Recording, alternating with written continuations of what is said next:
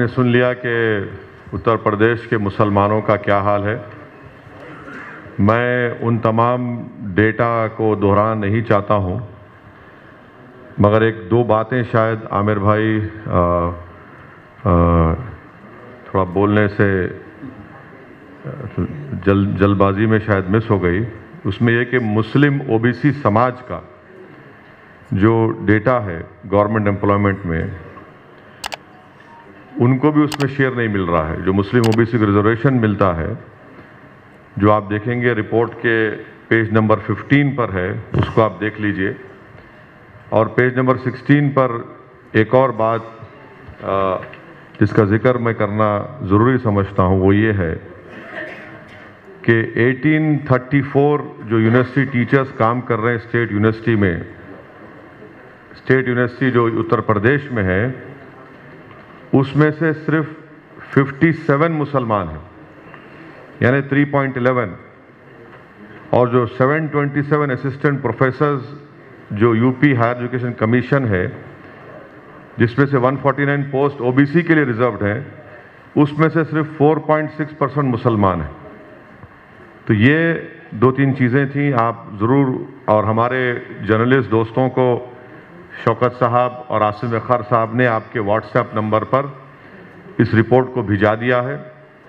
और जो हजरात को ये रिपोर्ट नहीं मिली, जो मोअज़्ज़िज़ हजरात आए हुए हैं, अगर आप अपना नंबर हमारे ज़िम्मेदारों को दे दें तो इंशाल्लाह वो रिपोर्ट आपको व्हाट्सएप पर हम लोग रवाना कर देंगे। और फिर इसको AIMIM के वेबसाइट पर भी हम इस रिपोर्ट को डालेंगे। एक इंटरिम रिपोर्ट है और चैप्टर्स की रिपोर्ट इंशाल्लाह 30 जनवरी को आएगी।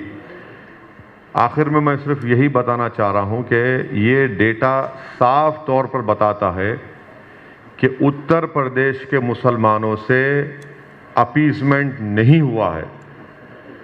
उत्तर प्रदेश के मुसलमानों से, जो हिंदी का वर्ड है, अगर मुझे माफ़ कर दिया मैं गलत कह रहा हूँ, तुष्टीकरण जो कहते हैं, वो नहीं हुआ है, बल्कि उत्तर प्रदेश के मुसलमानों का एक्सप्लॉयटेशन हुआ है, डेलिबरेट डिस्क्रिमिनेशन हुआ है, और इसके जिम्मेदार सब पॉलिटिकल पार्टीज हैं।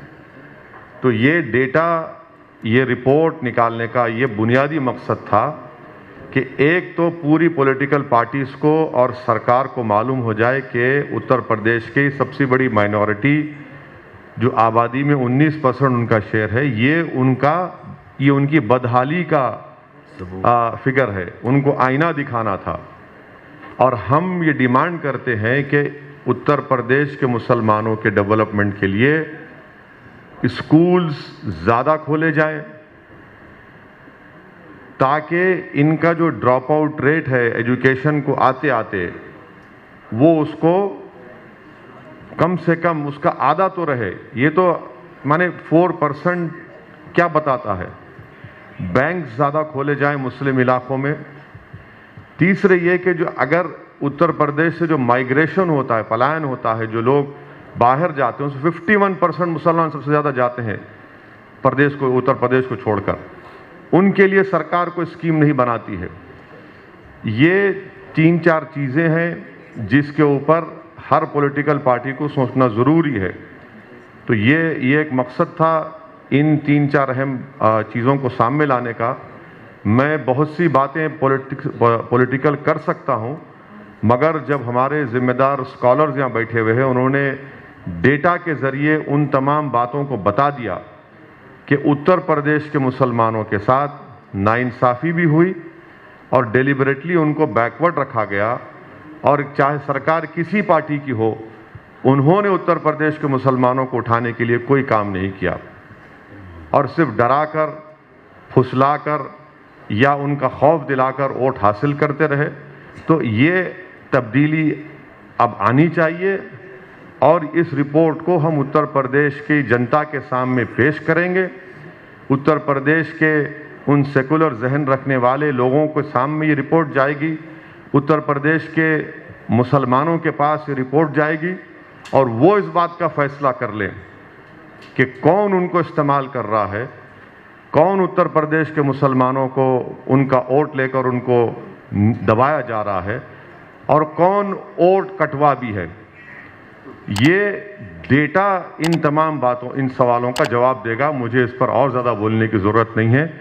मैं बेहद शुक्रगुजार हूँ कि आप लोग अपना कीमती वक्त निकाल कर आए, ख़ास तौर से हमारे मीडिया हजरात का, कि आप अपना कीमती वक्त निकाल कर करीब सवा घंटा यहाँ पर 1.5 घंटा बैठे रहे। तो मेरी हमारे जो मीडिया के दोस्त हैं उनसे मेरी गुजारिश है कि अगर आपको कुछ सवाल करना है तो जाहिर है आप जो चाहे सवाल कर सकते, मगर मेरे लिए बाइज़े इज़्ज़त और फ़ख्र की बात होगी अगर आप इस रिपोर्ट पर भी कुछ सवाल कर लें। अगर आपको कुछ पूछना है तो ज़रूर पूछिए।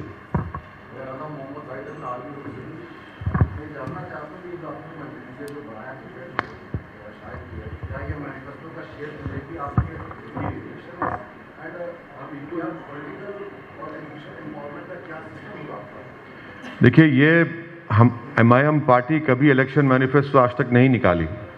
हमारा मानना यह है कि इलेक्शन मैनिफेस्टो जो भी पॉलिटिकल पार्टी निकालती है वो जनता को धोखा देने के लिए निकालती है। काम के जरिए से हम काम करते आए हैं। मिसाल के तौर पर बीजेपी ने कहा था कि हम 70 लाख लोगों को नौकरी देंगे, 70 लाख, उनका 2017 का मैनिफेस्टो पढ़िए।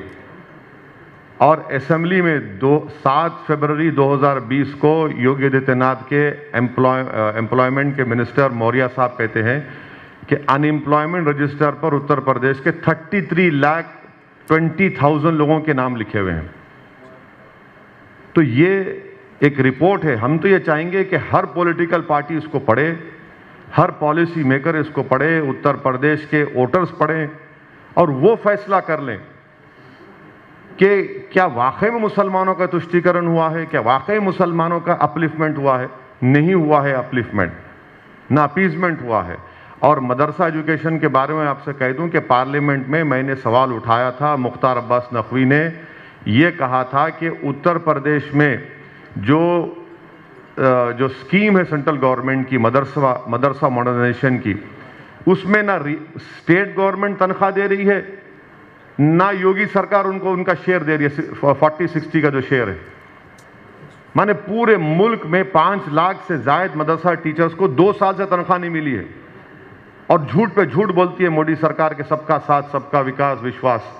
पार्लियामेंट के फ्लोर पर मुख्तार नकवी साहब वादा करे कि मैं रिलीज करूंगा पैसों को, जो 2 साल की तनख्वाह के पैसे नहीं दिए, अब तक नहीं दिए गए। तो ये इनकी ही मिसाल है। सर, ये जो आपने डेटा अभी जारी किया है, जो जारी हो रहा है,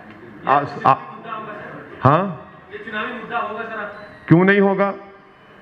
बिल्कुल होगा, बिल्कुल होगा।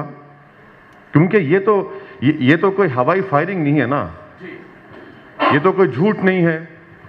और इसको ये तो ये हमारी रिक्वेस्ट पर इन तमाम स्कॉलर्स ने, जो वर्ल्ड रिनाउंड स्कॉलर्स हैं, मैं इनका शुक्रगुजार हूं कि उन्होंने कि मुझ जैसे हकीर की इस रिक्वेस्ट को कबूल किया। मकसद ये है कि जनता को मालूम हो, ख़ास तौर से माइनॉरिटीज़ को मालूम हो कि कैसे उनको इस्तेमाल किया जा रहा है। सिर्फ डरा फुसला कर और उनको धोखा देकर इस्तेमाल किया जाए। यकीनन हम जब चुनाव होगा तो इन चीज़ों को सामने रखेंगे, क्योंकि अक्सर ये हमारे पॉलिटिकल अपोनेंट्स एमआईएम पार्टी के बारे में बोलते हैं कि ओवैसी जज्बाती तकरीर करता। अब ये जज्बात क्या है फिर? ये डेटा क्या बोल रहा है? क्या बोल रहा है ये? इसका जवाब है कोई समाजवादी के पार्टी के पास, बीएसपी के पास, बीजेपी के पास? ये तो मैं अपने घर बैठकर नहीं बनाया हूं ना। ये सच्चाई उनको चीखे मार मार कर कह रही है कि उत्तर प्रदेश के मुसलमानों से नाइंसाफी हुआ है। ये आईना दिखाता है ये रिपोर्ट उन तमाम लोगों को। और ये बहुत सालों के बाद ये रिपोर्ट आई है जो स्टेट स्पेसिफिक है। Sachar committee, Kundu committee, Ranganath Mishra commission, वो पूरे मुल्क के लिए थी। ये स्टेट स्पेसिफिक एक रिपोर्ट है ये। सर, चुनावों से पहले, ठीक पहले, हाँ, टाइमिंग पर भी सवाल उठेंगे कि हाँ, बिल्कुल बिल्कुल, क्या सकती थी 2 साल पहले? हाँ, बिल्कुल। टाइमिंग ही असल चीज है पॉलिटिक्स में। पॉलिटिक्स इज क्या है? पॉलिटिक्स जो है सही वक्त पे सही फैसला लेना है। तो ये सही वक्त है जब आप सब मिलकर, माने पॉलिटिकल पार्टीज मिलकर सबके सामने बुरा बनाकर मुसलमानों को पेश करते हैं। एक तरफ बीजेपी जो बोलते हैं ना अंग्रेजी में डॉग विजुअल पॉलिटिक्स इस्तेमाल करती है, और दूसरी तरफ ये जो अपने आप को सेकुलर बोलते हैं वो इस तरह की बात मुसलमानों से करते। तो भाई ये बताइए फिर आपने क्या किया? आप सबको मौका मिला ना सत्ता करने का उत्तर प्रदेश में, बीएसपी को मिला, कांग्रेस को मिला, सपा को मिला, बीजेपी को मिला। तो ये जो बदहाली है ये तो 5 साल पुरानी नहीं है ना। ऐसा नहीं है कि 5 साल में हुए, तो एक सिलसिलेवार है। 1999 से डेटा इसमें है। तो गिरते जा रहे हैं, हर चीज में गिरते जा रहे हैं। सर खुर्शीद अहमद ईटीवी भारत से, जिस तरीके से उत्तर प्रदेश में आपने डेटा जारी किया है, तेलंगाना में भी क्या मुसलमानों के हवाले से इस तरीके से डेटा? तेलंगाना के लिए एक मिनट सुनिए। पहला सर, तेलंगाना के लिए मैं आपसे रिक्वेस्ट करूंगा, सुधीर कमीशन की रिपोर्ट आप पढ़िए। उस रिपोर्ट को आप पढ़िए जिसके मेंबर आमिरुल्लाह खान साहब थे, उस रिपोर्ट के मेंबर वेंकट साहब भी थे, उस कमेटी के मेंबर शाबान साहब भी थे। उस रिपोर्ट को जरूर पढ़िए और उसमें से बहुत से चीजें इंप्लीमेंट हुई, और बल्कि उस रिपोर्ट में एक स्पेसिफिक कई इलाके का जिक्र किया था। इसमें एक भोलकपुर मुशीराबाद का नाम का था, वहां पर जाकर इस कमेटी मेंबर्स ने कहा कि वहां सीवरेज लाइन नहीं है, वाटर लाइन नहीं है। आज आप जाकर देखिए, वहां पर हमारा MIM का कॉरपोरेटर है, उन्होंने वहां पर 10 करोड़ के सिर्फ सीवरेज लाइन डलाए और 10 करोड़ की वाटर लाइन डलाई। इस रिपोर्ट के आने के बाद हम सरकार के सामने बोले देखो ये रिपोर्ट है, तो फौरन तेलंगाना के सीएम KCR ने कहा कि यस असद भाई इसको करना है, क्योंकि वो इलाका हैदराबाद का सबसे गरीब स्लम था। आप लोग गए थे फिजिकली वहां पर, कमेटी के मेंबर्स। दूसरा सवाल क्या था? दूसरा सवाल यह है कि जिस तरीके से सीएम ने मथुरा के ऊपर स्टेटमेंट दिया, अब बनारस के घाटों पर एक पोस्टर लगा है जिसमें कहा गया है कि गैर हिंदू घाटों पे पिकनिक स्पॉट न बनाए। इस पे क्या कहना है? तो इस पे बोलने की क्या जरूरत है? यही तो बीजेपी कर रही है, नफरत फैलाना चाहती है। उस्ताद बिस्मिल्लाह खान का नाम तो नरेंद्र मोदी ले लिए, तो उस्ताद बिस्मिल्लाह खान बांसुरी नहीं बजाएंगे, नाम तो ले लिए, मगर ये क्या पोस्टर है फिर? ये सब सरकार कर रही है, नफरत फैलाना मुसलमानों के खिलाफ। अरे इस पर बात करिए ना, आपने क्या किया मुसलमानों के लिए 5 साल में बताइए। आप तो बोलते कि appeasement for none justice for all BJP कहती है ना, तो फिर ये क्या है बताइए? फिर आपने क्या क्या क्या जस्टिस किया मुसलमानों के साथ? तो सिर्फ नफरत फैलाना इनका काम है। तो मेरे भाई ये फिर क्या है? अगर national development minority finance corporation में 19% मुसलमानों की आबादी है और आप उनको क्या देते हैं भैया? 20 करोड़ रुपए एंटरप्रेन्योर्स के लिए, जबकि उत्तर प्रदेश में इतना स्किल्ड मुसलमान है आपके पास। आपने उनका ड्रॉप आउट रेट कंट्रोल करने के लिए क्या किया? आपने ग्रेजुएशन में उनका हेल्प करने के लिए क्या किया? आपने सेल्फ एम्प्लॉयमेंट में क्या किया? आपने कितने बैंक्स खोले, कितने ATM खोले? आप तो खोल रही नहीं ना कुछ भी। आपको मालूम कि सर उत्तर प्रदेश में 2% मुसलमानों के पास भी 5 एकड़ जमीन, 2 एकड़ जमीन नहीं है। 1.70 Muslims have only less than 2 एकड़ जमीन नहीं है। अच्छा, 58% मुसलमानों के पास जमीन नहीं है। कहां गई जमीन फिर? क्यों नहीं देते फिर आप? यही मुद्दे हैं मुसलमानों के, ये असल मुद्दे हैं जस्टिस के, डेवलपमेंट के, पॉलिटिकल एम्पावरमेंट के। इसीलिए MIM पार्टी हिस्सेदारी की बात कर रही है। अब आप दूसरों को पूछना, पूछ लीजिए, दूसरों को पूछ लीजिए। तो रूट मैप तैयार कर लिया है आपने मुसलमानों के लिए यहाँ पे? कौन है सर? देखिए ये रूट मैप नहीं है, ये एक अपलिफ्टमेंट और इनजस्टिस की रिपोर्ट है, और उसको, इस इनजस्टिस को खत्म करने के लिए इन तमाम जो सब्जेक्ट्स और चैप्टर्स पर जिम्मेदारों ने, स्कॉलर्स ने काम किया, उसके ऊपर इंप्रूवमेंट करना है, और हम इसके ऊपर बात करेंगे, बोलेंगे। सर एक सवाल, पॉलिटिकल सवाल है जी। आपने गोलीबारी आपको लेकर अपनी कई सभाओं में बोला हुआ है।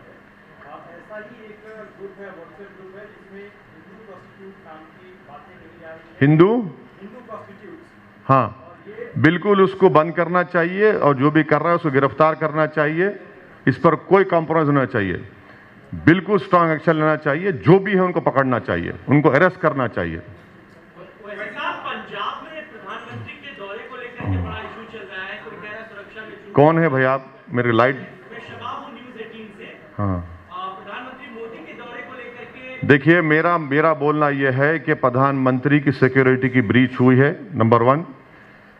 सेकेंडली, जो सोशल मीडिया पर सिखों के खिलाफ जो नफरत फैलाई जा रही है सिक्योरिटी की ब्रीच के बाद कि तुमको 84 याद दिलाएंगे, वो स्ट्रांगली कंडेम करना चाहिए। वो सरकार का मामला है ना, एसपीजी और स्टेट गवर्नमेंट का मामला है, मगर सिखों को क्यों बीच में लेके आ रहे हैं इसमें आप? इसको भी कंडेम करता हूं मैं। वैसे जी, एक सवाल ये, अभिषेक मिश्रा आज तक से आप मुसलमानों की भागीदारी की बात कर रहे हैं, वो जो आप सामने रख रहे हैं, लेकिन यूपी के चुनाव में आपकी स्थिति क्या होगी कि आप गठबंधन को जा रहे हैं, अकेले रहेंगे, फिलहाल स्थिति आपकी क्या है? नहीं, आप थोड़ा रुक जाइए अभिषेक भाई, आपको ब्रेकिंग न्यूज देंगे थोड़े दिनों में। गठबंधन कर रहे हैं, मान ले। नहीं, अभी तो वक्त तय करेगा ना। चेहरे की मुस्कुराहट क्या रही है सर? अरे मैं हमेशा मुस्कुराता रहता हूं, आपको मेरी मुस्कुराहट से भी फिक्र क्यों हो रही है? खुशी बता रहे हैं क्या? नहीं सर, ऐसा नहीं है। देखिए, मैं हमेशा हर हाल में खुश रहता हूं, हर हाल में खुश रहता हूं, क्योंकि मेरा काम मेहनत करना है, बाकी का ऊपर वाले के हाथ में है। तो आप हिमायती हैं सर मुसलमानों के, और कई पार्टियां। नहीं, मैं सुनिए, मैं सिर्फ मुसलमानों का हिमायती नहीं हूं, मैं हर मजलूम, कमजोर, जुल्म जो मजलूम है उसका हिमायती हूं। ये गैर जरूरी कि मेरे चेहरे पे दाढ़ी और टोपी देकर ये कंक्लूजन मत आ जाइए। जी, आप पर ये आरोप बड़ा पुराना लगता आया है, जैसा कि बिहार चुनाव को लेकर के लगता है। आप वहां पर गए, 5 सीटें आपने जीत ली और आरजेडी गठबंधन को हटवा दिया। कुछ वैसा ही उत्तर प्रदेश में बीजेपी के इशारे पर कर रहे हैं और आपको फंडिंग भी इसके लिए अलग से की जाती है। बिल्कुल, आपके ही घर में वो तय हुआ ना। अभी तक आप 90% रख लिया, खाली 10% आप मुंह मिठाई दिए मुझे। आप ही के घर में हुआ था वो डील, क्यों भूल रहे हैं आप? कहाँ है 90%? लाके दीजिए, हमको भी जरूरत है अभी इलेक्शन में। अगर आप मुझे नहीं देना चाहते तो आसिम वखार को दे दीजिए, लखनऊ में रहते हैं, दे दीजिए। 2022 के चुनाव में लगभग सभी पार्टियों ने अपनी रैलियां निरस्त कर दी हैं, आगे आपका क्या है? देखिए, ये अगर प्रशासन इजाजत देता है तो हम करेंगे। आप ये देखिए कि सितंबर में यूनाइटेड किंगडम ने, अमेरिका ने सितंबर 2020 में इन्होंने बूस्टर शॉट का ऑर्डर दे दिया था, और इनको ये मालूम हो गया था कि थर्ड वेव या जो भी ओमाइक्रॉन हो, जो भी आएगा।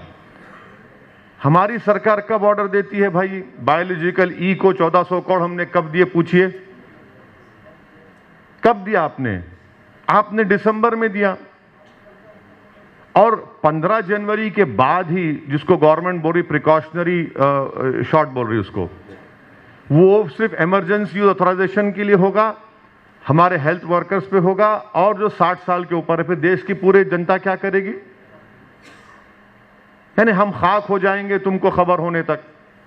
जो गलती मोदी सरकार ने सेकेंड वेव में से पहले की थी, अब कर दी है गलतियों, वो सबक नहीं हासिल किए सेकेंड वेव के बाद। अब जितना भी जो बायोलॉजिकल ई का एक है, सीरम का एक वैक्सीन है, और आपके कोवैक्सीन का एक नेजल वैक्सीन है, और mRNA का पुणे का है, ये सब कब आएंगे पूछिए बीजेपी वालों से। कब जनता को लगेंगे पूछिए? प्रिकॉशनरी बोलिए, बूस्टर शॉट बोलिए, कब लगेंगे? अगर आप वो कर देते तो हम इस थर्ड वेव को थोड़ा बहुत रोक पाते। सर, उर्दू के हवाले से एक सवाल है। यूएनआई न्यूज एजेंसी बड़ी है, उर्दू को नष्ट करती है, मरकजी हुकूमत बड़ा बजट देती थी, वो कम हो गया। उत्तर प्रदेश में नया दौर एक मैगजीन उर्दू का निकलता था, वो गुज़िश्ता 1.5 बरस से बंद है। उत्तर प्रदेश में कई उर्दू मीडियम स्कूल हैं जो बंद हो चुके हैं और उसमें टीचर्स नहीं है। आज जिस तरीके से कहा जाता है, मेरे भाई, आप ये देखिए, जो बंद हो रहे हैं ना, ये तो 5 साल से चल रहा है ना सिलसिला बंद होने का। तो आपको पूछना चाहिए सवाल अखिलेश यादव को, जिसके ख्वाब में श्री कृष्ण आकर कह दिए कि अब आप बन गए मुख्यमंत्री। इनसे पूछिए कि भाई आपके ख्वाब में ये स्कूल नहीं आते क्या? आपके ख्वाब में उर्दू की डेवलपमेंट नहीं आता है क्या? आपके ख्वाब में सिर्फ मुस्लिम वोट नजर आता है आपको, एक गुलाब जामुन की तरह के खा लो इसको और भूल जाओ। तो यही तो हम कह रहे हैं कि बिल्कुल सही है। उर्दू तो मुसलमानों की जबान नहीं है ना, उर्दू तो भारत की तहजीब का, कॉम्पोजिट कल्चर का एक बुनियादी हिस्सा है। यही उर्दू थी जिसने नारा दिया था इनकलाब जिंदाबाद आज़ादी की लड़ाई में। आपने इसको जोड़ दिया एक मजहब से, बिल्कुल गलत है, इसीलिए नाइंसाफी की जा रही। और कुछ सवाल तो नहीं, चलते हैं सर फिर। थैंक यू सर, बहुत शुक्रिया आप लोगों का, थैंक यू वेरी मच। आप तमाम का जो आए हाजरीन का शुक्रिया बहुत।